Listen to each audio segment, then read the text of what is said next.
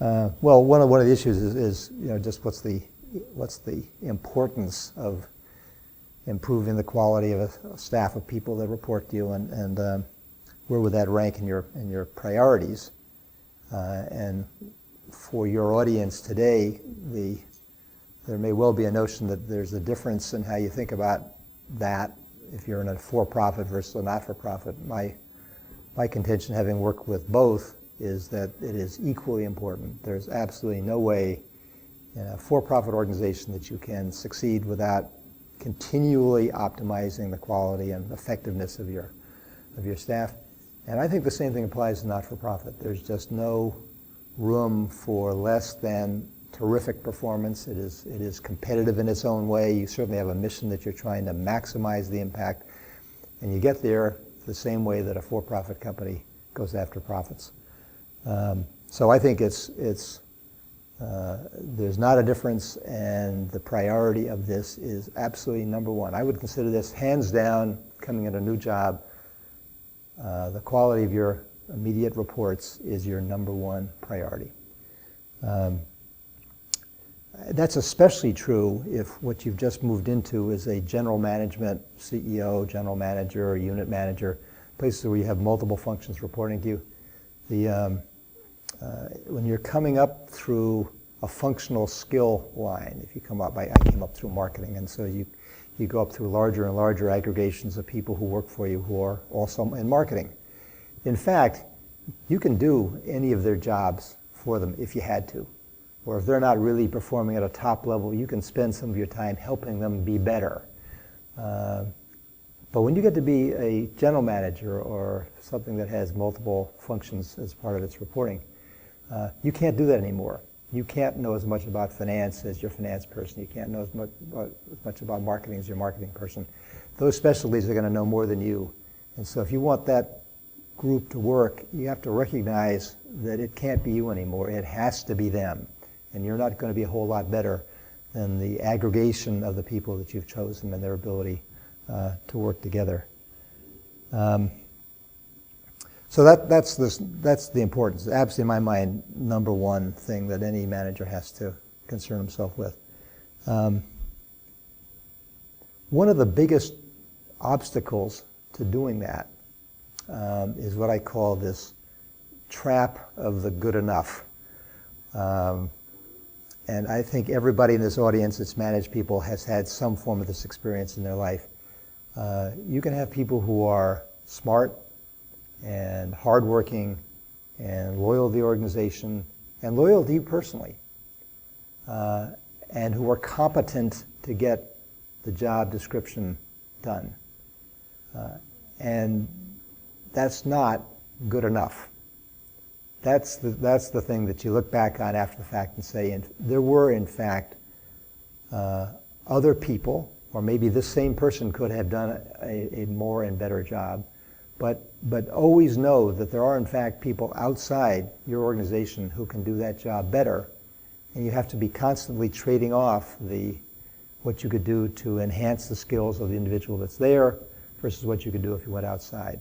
And I had this experience in my for-profit life, and it was really my board of directors that were the ones that had to come to me periodically and say, so-and-so is okay, and I understand why you are supporting them in that job, but just let us tell you from our own experience working with people like this and other companies and organizations, there are better talents for this particular job that you've got, and you ought to consider going outside to get them and to bring them in. It's a very hard call. It fights all your loyalties and all your sense of helping people get better within the job. But you just have to always recognize that there is this other option, and sometimes that's what you absolutely have to do to crank an organization up to another level of performance. In the world of how to do this, if you accept the fact that kind of a continuing commitment to upgrading your staff is a requirement, the first thing I would say about it is the sooner you do it, the better. Time matters. There is, from the moment you come into a job, you have kind of a grace period to look and evaluate and see what's going on. But the sooner you act in terms of the quality of that staff, the better you're going to do. And I think in my own experience and people that I've talked to about this over time, the single thing that people will say they regret, and if they had to do it again, they would have done it differently, is they would have taken those actions, those personnel actions, sooner. Because there's a lag, and if it takes you a year to make a change in that person on your staff, it's going to take them a bunch of time to upgrade their own direct reports. And again, as it works its way down in the organization, and that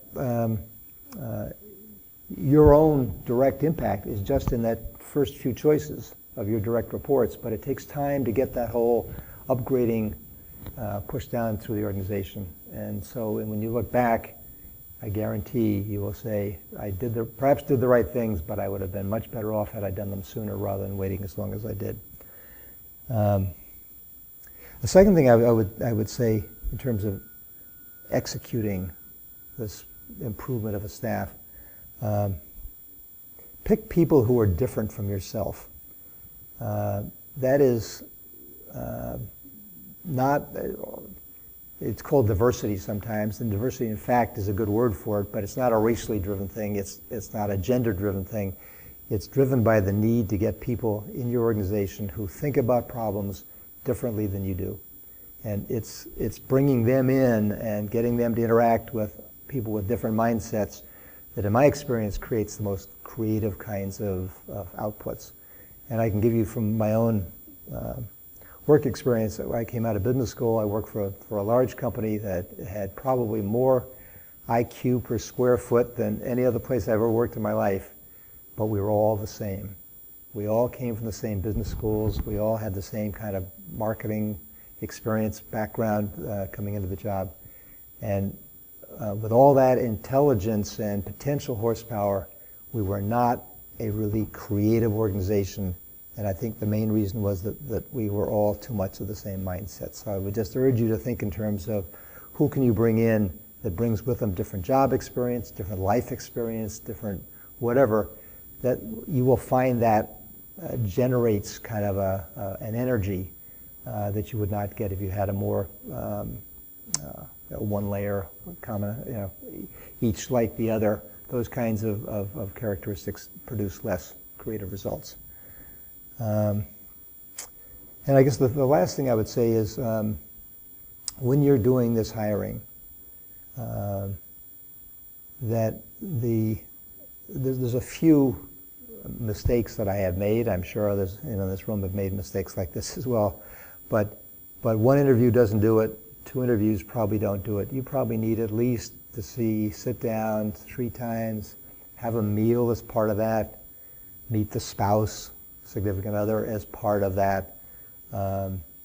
It takes a while to dig under the surface, and a lot of very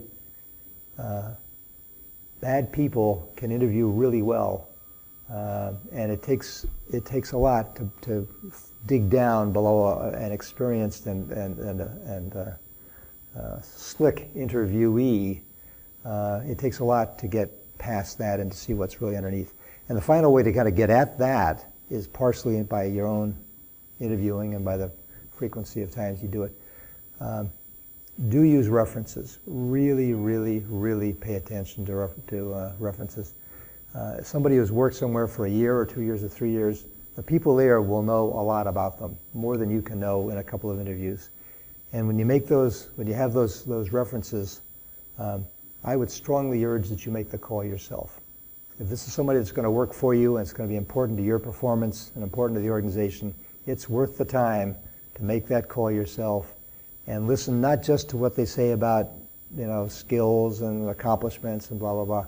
Listen to how they say it. Listen to how that person worked, what it was that they contributed to the organization, and particularly listen to how that reference talks to you on the phone about it. The tone of voice, the level of enthusiasm.